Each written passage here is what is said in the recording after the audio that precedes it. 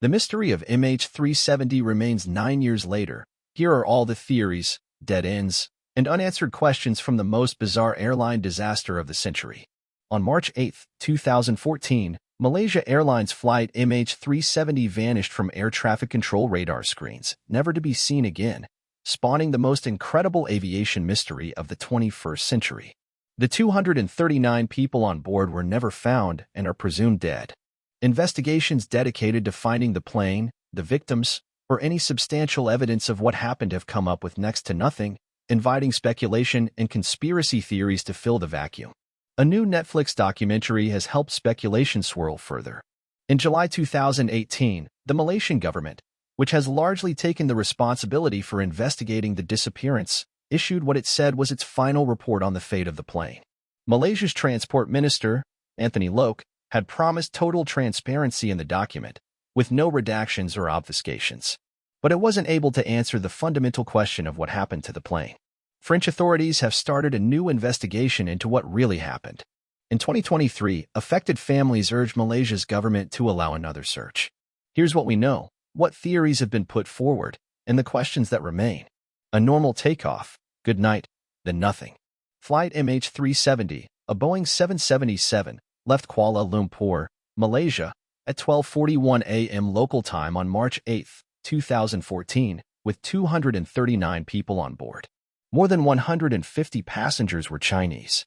There were also 38 Malaysians, 7 Indonesians, 6 Australians, and several passengers from a host of other countries, including France and the US.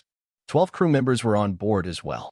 The final voice communication from the cockpit, less than an hour after takeoff, was "Good night, Malaysian 370." The plane then stopped communicating with ground control. It deviated from its route 2 hours after takeoff, according to data from military radar. For reasons still unknown, the plane abruptly turned back toward Malaysia, then on toward the Indian Ocean. There were no reports of bad weather or distress calls. The plane traveled south and may have changed altitude at some point. It sent a final, automated satellite communication that was received but did not contain any information about where it was. Other aircraft communications had been purposefully disabled earlier or somehow powered down in the flight, authorities said. The plane had disappeared. The search attempts were quickly launched, but investigators had little idea of where to start in a vast swathe of territory where the plane could feasibly be. Teams from Singapore, Vietnam, and Malaysia were searching the water near Vietnam, which is partway between Kuala Lumpur and Beijing, about 12 hours after contact was lost. FBI teams and Interpol personnel flew in to assist, with 9 countries contributing to the initial search. 40 ships worked around the clock, and 34 aircraft flew during daylight hours. A total of 26 countries eventually pitched in as the search area widened. They found nothing. On May 5, 2014, 79 days after the plane went missing, Malaysia, Australia, and China announced their agreement to search underwater. At the request of the Malaysian government, the Australian Transport Safety Bureau led the investigation, but it discovered little. On January 29, 2015, 327 days after the plane vanished, Malaysia officially declared the disappearance an accident. A report 1 year after the disappearance gave a detailed picture of delays and protocol violations before the search was launched, CNN reported. It said that 5 hours and 13 minutes passed between the last communication from the plane and Kuala Lumpur's first distress signal, and that another 5 hours passed before the first search flights took off, according to CNN. The Malaysian government's final report, released on July 30, 2018, said authorities cannot determine with any certainty why the plane disappeared. The key finding was that the plane's sharp diversion at 1:25 a.m. was done manually, but it is still unclear who was responsible for the maneuver. Malaysia's civil aviation chief resigned after the report found that air traffic control did not comply with standard procedures. The first piece of MH370 took more than a year to find. The fragment of the plane's wing washed up in July 2015 on Réunion Island, thousands of miles from Kuala Lumpur. After a 4-month hiatus for detailed mapping of the seabed, the search resumed in October 2015, but bad weather slowed the investigation. A report in March 2016, on the 2-year anniversary of the disappearance, shed no more light on what happened. By May 2016, more than 105,000 square kilometers, 65,240 square miles, of seafloor in the southern Indian Ocean had been covered, leaving 15,000 square kilometers left to search in the area. In July 2016, the Dutch company hired by Australian authorities to lead the search said it may have been looking in the wrong area for the past 2 years. The fruitless search was suspended in January 2017, after more than $140 million was spent. Officials said it was possible the crash site was farther north. Families of passengers and crew members had become so frustrated that they launched their own search for debris in Madagascar. In the year that followed, organizations like Australia's Chief Science Agency released reports, while analyses of satellite imagery and debris continued amid talks to formally begin a new search. The Malaysian government started the latest search in January 2018 with Ocean Infinity, a private firm based in the U.S. It covered 112,000 square kilometers in the southern Indian Ocean, including a 25,000 square kilometer target area that hadn't been searched before. It was called off in May 2018 with no new significant findings, though investigators said they still wanted to search farther north. In years of searching, many suspected pieces have been found, but the only confirmed traces of the Boeing 777 aircraft have been 3 wing fragments that washed up on Indian Ocean coasts in Madagascar, Réunion Island, and Tanzania. Malaysia's Prime Minister, Mahathir Mohamad, has said Malaysia would consider resuming the search if there were new clues. The theories so far. A new Netflix documentary about the plane, MH370, the plane that disappeared, was released in March 2023. The show's director called the plane's disappearance the greatest aviation mystery of all time. Still, the lack of answers even as more information comes to light, combined with the fruitless searches, means all that's left are theories of what might have happened to the flight, and some are more plausible than others. Some theories have been dismissed by authorities, but others loom large.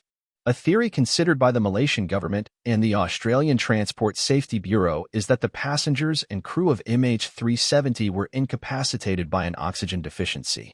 They speculated that everyone on the plane, including its captain, Zahari Ahmad Shah, somehow fell unconscious. The plane would have been on autopilot until it ran out of fuel, then crashed into the sea. Versions of this theory include a hijacking in which someone damaged the oxygen supply, or an accident that harmed the plane's mechanics and affected its oxygen levels. In another version of this theory, described by a team of analysts on the Australian news program 60 Minutes, Shah was the only one awake, and in a suicidal state, he disabled communication before steering the plane into the ocean. But the French investigators looking into the plane said in 2019 that one pilot seemed to have been in control until the end. The investigators have not released a final report publicly. Others have posited the theory that a pilot deliberately crashed the plane. A Canadian aviation expert and former airplane crash investigator told Canada's CBC News in May 2018 that he was certain it was a murder-suicide by a pilot. But the July 2018 report had offered evidence against the idea that it was a deliberate act by the crew.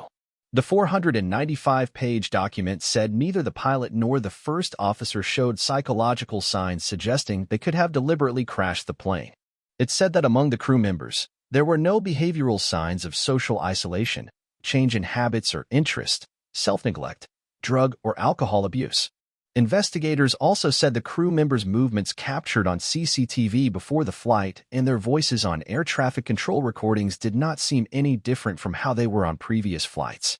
Kok Soo Chan, the lead investigator, told reporters at a press conference about the report that the crew exhibited no anxiety or stress. He said that while the report was not ruling out anything, it found plenty of evidence against the suicide theory. But Australia's former Prime Minister, Tony Abbott, said in 2020 that the plane's disappearance was almost certainly murder-suicide by the pilot. An engineer whose wife and 2 children were on the plane said in 2019 that the French investigators had found a mysterious 200-pound load that was added to the flight list after takeoff. Christopher Goodfellow, a former pilot, has speculated that an electrical fire on the plane led pilots to turn it back toward Malaysia to find an emergency landing strip. He said the plane would have flown on autopilot as the fire incapacitated the crew and passengers. But another pilot, Patrick Smith, said it would have been unlikely that the plane would travel for hours on autopilot after a fire. Other evidence against the theory is that the plane also turned again after heading toward Malaysia. Smith told Business Insider in 2015 that the nature of the debris found also might suggest the plane was under control when it crashed. The plane might also have landed gently in the water and sunk in mostly one piece. Experts have said this theory is consistent with the debris found. Another theory is that the search was in the wrong area and that investigators should be looking north of Malaysia. Perhaps the plane crashed, or perhaps it landed and was hidden somewhere.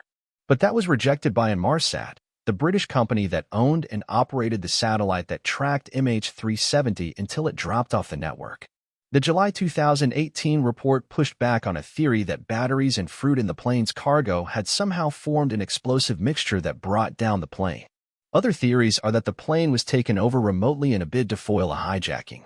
But the 2018 report said there was no technology on the plane that would allow control to be taken from the pilots remotely.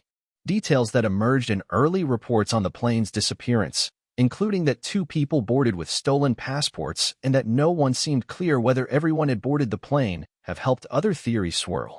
Meanwhile, a piece of debris found in Madagascar in 2022 suggested that the landing gear was opened before the plane hit the water, which could support theories that the crash was deliberate.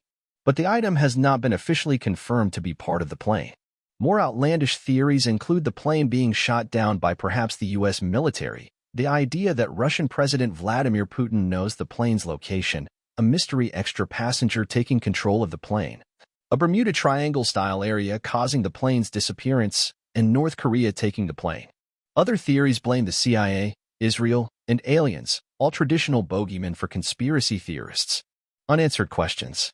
Despite the efforts of one of the largest and most expensive searches to date, so much information remains unknown. If the plane's route could be established by a future investigation, or the aircraft itself were to be found, it could provide clues about whether it was deliberately heading somewhere, or whether there was an accident. We also don't know which of the pilots was flying when it disappeared, or whether it was someone else. And, ultimately, it may be that even if the plane is one day found, these questions would remain unanswered.